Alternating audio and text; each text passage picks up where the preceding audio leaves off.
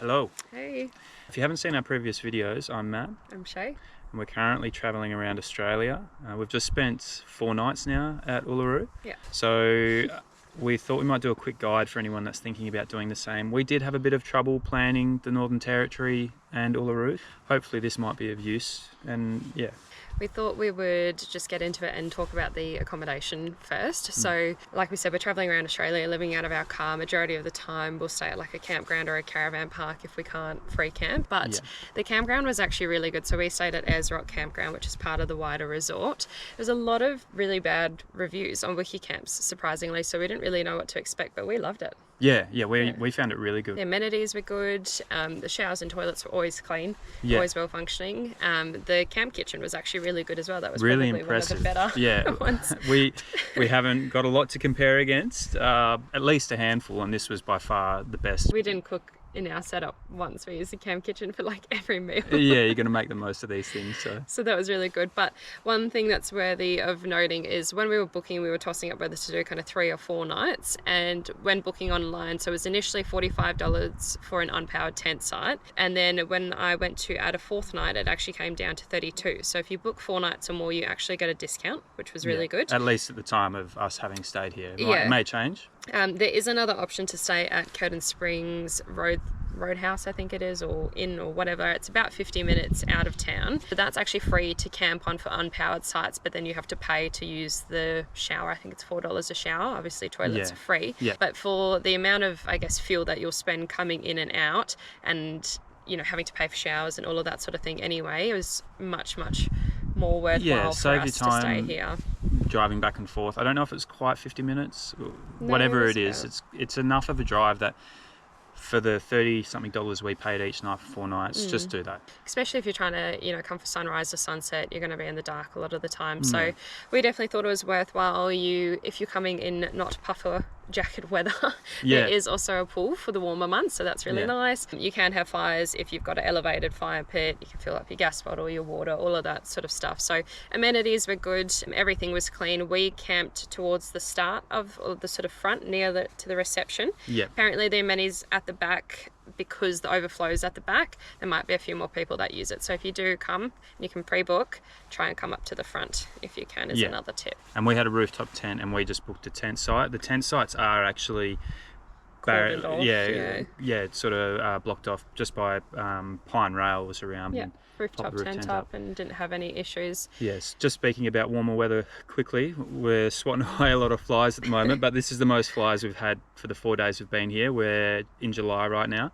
Warmer weather supposedly, the flies are a lot worse. So if you want to avoid the flies, come in the freezing cold. But if you're not into camping, there is actually quite a lot of other options. There's hotels, there's apartments, all of that sort of thing. But for our budget, campground fit the brief.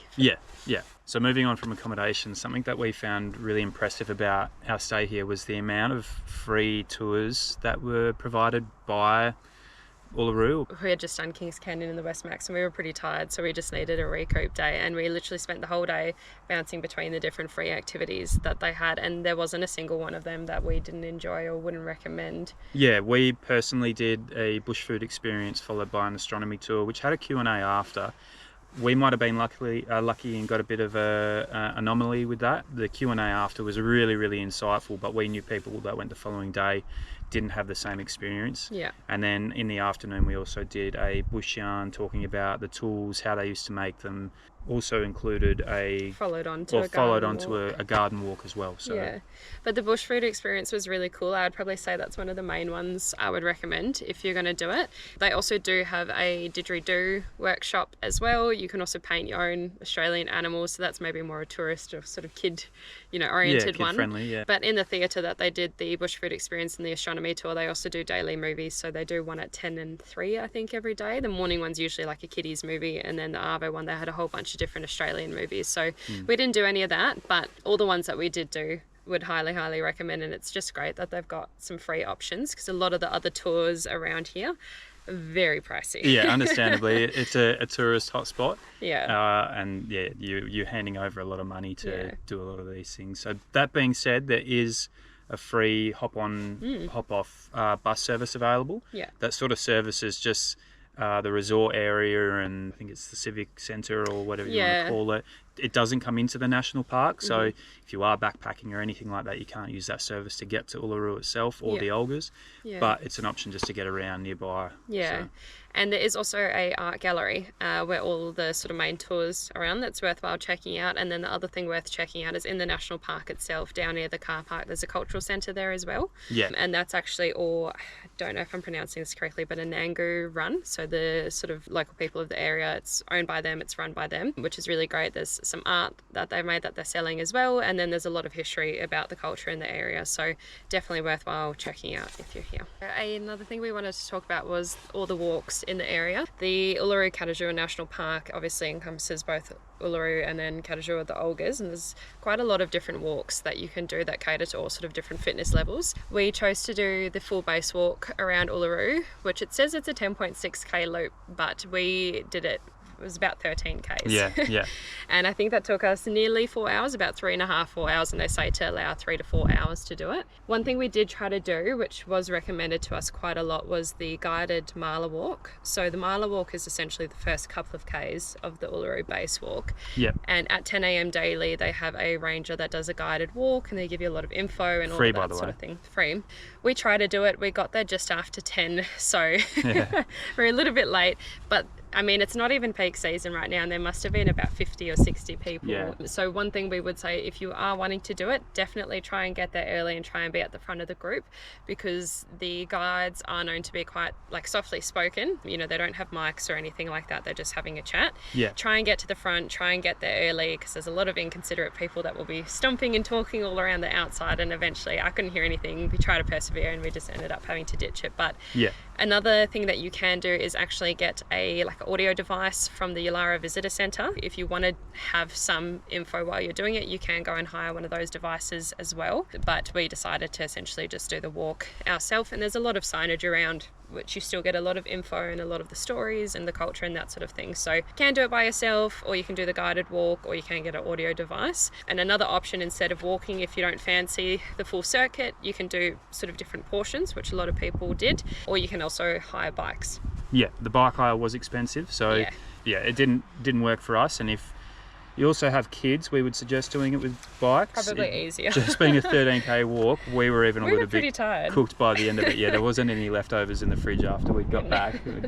But at this time, while we've been here, the bikes are $70 for 3 hours for an adult.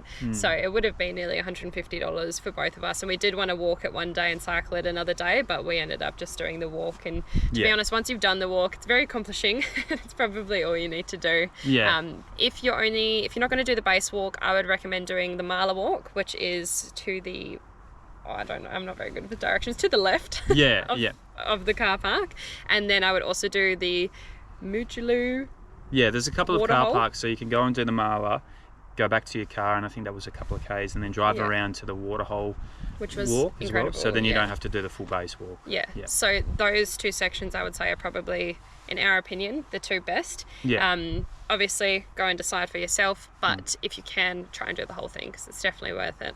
The walks around Kata, the Olgas, we did the Valley of the Winds, the full circuit, so that's broken into two sections if you don't want to do the full thing. There's the first lookout and the second lookout, and then you go and complete the circuit. So it's about 1.4 k's to go to the first lookout, and then you've got the loop to do the Valley of the Winds. So you can just do the first kind of couple of k's and go to the second lookout and then come back, which ends up being just over 5k return. Or you can do the full circuit, come back around, and then follow that same path. I found that a little bit similar in design to the Pound Walk from the West Macdonald Ranges. But definitely not as magnificent maybe as the in Pound Matt's Walk. opinion. Yeah, and that's my own opinion. So, but the way it sort of wraps in around the Olga formations, and then does the loop.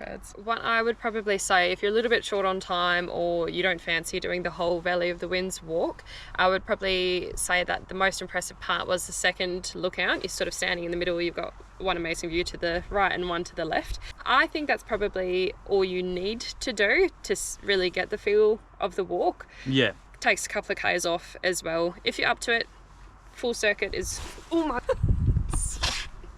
it's bad. Full circuit's still good, but if you know me, I don't fancy birds when they're coming at me. Full circuit's still good, but if you're a little bit short on time or you're pretty tired after all the walking, just go to the second lookout and it's still great. The Walper Gorge was the other one? Yeah, and that's also at the Olgas as well. Yeah. That's really good. We would suggest getting there earlier in the day if you can, possibly even for sunrise. Yeah. We were there in the mid to late arvo, and there were a few tour buses with a lot of people on board, and a lot of tour groups in general that were there that did sort of take away from the experience a little bit for us, but each their own. That's just our recommendation. Maybe get there early, but definitely do the gorge walk if you're going to go around there. It's only 2.6 k's. It's quite an easy track, a little bit rocky in areas, but very easily sort of accessible. And they usually say to leave about an hour, which is pretty much what we ended up taking actually. So definitely worth your while as well. And we would definitely say if you're coming to see Uluru, you have to go and see Kata and the Olgas as well. 100%. It's just super, super nice. So those will probably be our main recommendations. The Marla walk, if you're not going to do the full base walk, the walk to the waterhole at Uluru, and then at the Olgas if you do the Walper Gorge walk, and at least going out to the second lookout, so about a 5k-ish walk. Yeah, and then just to top all of that off, depending where you're staying, there's a few lookouts to be able to walk to and check out sunset, sunrise, that sort of thing from a different area. So the next important one is sunset. So if you want a really good spot at the sunset viewing car park, you've got to get there 1.5, 2 hours early. And we're not even in peak season at the moment either. Yeah, otherwise if you're not too phased on getting a great spot and you sort of just want to pull up in the car park and see it, there was always car parks available. Yeah, there was a lot more sort of as you pull in more spots towards the end. But yeah, we would definitely say get there early. We, on one of the days, pulled just to the right of one of the kind of seated platforms, and that was really nice. We almost had that whole area to ourselves. So if you do get there early, you can get some really good spots, but you have to go obviously see the sunset while you're here. Yeah, definitely. We've been told a couple of times, so there's a designated sunrise area and a designated sunset area. If you're driving in a bus or anything like that, there's actually a whole separate area, but we've actually been told do your stock standard sunset and sunrise at the right places, and then do another sunset and sunrise, but do it at the opposite, because you get a different, I guess, appreciation, different colours, all of that sort of thing. We didn't actually get the chance to do that, so we can't comment on it, but definitely recommended. If you've got enough days, then it's a nice change. Yeah, you can spend a day here or sort of a night here if you really wanted to, but that probably doesn't leave you any time for the Olgas. So I think what we sort of agreed on is you'd probably want about 4 to 5 days, so 3 to 4 nights. And look, if you're rushing, well, not rushing, if you just got a different way of travelling or you've got less time, maybe you can do it in less. And we've seen people come and go since we've been here for 4 nights. But I think for us it was a really good amount of time. If you want to do some of those free tours, which I think you're a little bit not mad to not do. It's just a shame to miss out on. Yeah, when they're there available to you, and they're so insightful. Yeah, it's very just much so. Yeah, and it's make the most of it. I guess you're very lucky to actually be learning a lot of what they tell you about there, so it's definitely so worthwhile. But what we probably said is if you can, we would literally set aside a whole day, maybe in the middle of your stay or towards the start, to do all of those tours. Use it as a chance to give the legs a bit of a rest. You definitely need at least a day for Kata. You want to be able to do sort of all the bits and pieces out there, and it's about 30-40 minutes from Yulara, from the main town, and then 2 or 3 days for sort of Uluru if you want to cycle it and you want to walk it, or you know, you sort of just want a day to chill. If you're here in summer, you want to spend some time at the pool, all of that sort of thing. So if you can, don't rush it. And the other thing is, don't forget 4 nights you get a discount. So at the time that we're here and we're doing this, that was the case, and that made it all really good for us. And what we didn't say is, even if you want to do some of the tours like the Valley of the Lights or anything like that, to have those extra days just really makes it a lot more enjoyable and easier to take in, rather than just being rushed the whole time. So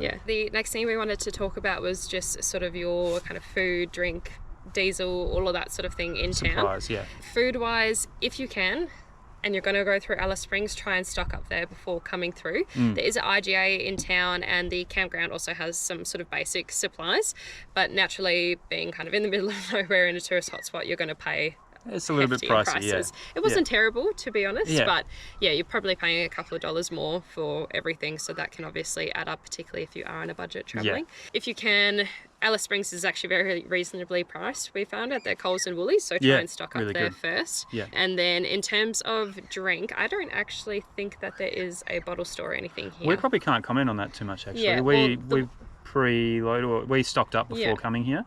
And it was cold enough that we really didn't drink that much too many nights. So. And the one thing I would say is you have to make sure that you carry your pass from wherever you're staying, whether that be the campground or the hotel or whatever, if you're going to go to any of the restaurants, because they won't serve you any alcohol otherwise. So if you do want to go for dinner or lunch or whatever and you want to have a drink, don't just leave it in your car, actually bring it into the restaurant with you, because one of the couples we knew, they went out for dinner for their birthday and they forgot their pass and they weren't able to get a drink or anything. So just remember that. They do tell you when you check in as well, but that's another one. And then with diesel, there's only one place in town to fill up. The first day we got here is $2.59 for diesel, and yesterday I think we paid $2.61. So not mid-level, but pretty expensive. And you've really not got any option. You've just got to have to plan for that, unless you've got long-range tanks or you're carrying extra fuel in jerry cans, that sort of thing. And Alice Springs, I think the cheapest we got was like $1.91, so it's actually pretty reasonable, normal pricing, like metro pricing type thing. So it was good. If not even better than some places we've been to. But the last thing we wanted to chat about was just like a bit of good to know information. General knowledge, that sort of thing. Just your general sort of stuff. So the one main thing that I would probably mention is if you have bought a NT Parks pass, this national park is not included in that. So it's actually a separate pass that you have to get. You can get a 3-day pass for $38, or you can get an annual pass for $50. But one little hack that we had learnt from some other people was your 3-day pass, you can actually get that extended for free for another 2 days if you go and visit. We were told the visitor centre, but it was actually the gate entry to the national park. So where you go into the national park, there's people that have passes, you go through there, and where you've got to buy your passes. If you've got to extend your pass, you go through that right lane where you've got to buy passes instead. So, and there was no issues there. Super easy. But that's all from us. That's pretty. That's it. So as we said, we're traveling around Australia at the moment. If you want to see what's going on where we go, check out the other videos, and we do have some other guides as well. We'll have some other guides available. So. Any questions about this area as well, let us know. Happy to answer absolutely anything. We are not experts, but we can just speak from our experience, and happy to answer any questions. But otherwise, thanks for watching. And if you get the chance, come and see this big rock. It is amazing. Ciao. Okay, bye.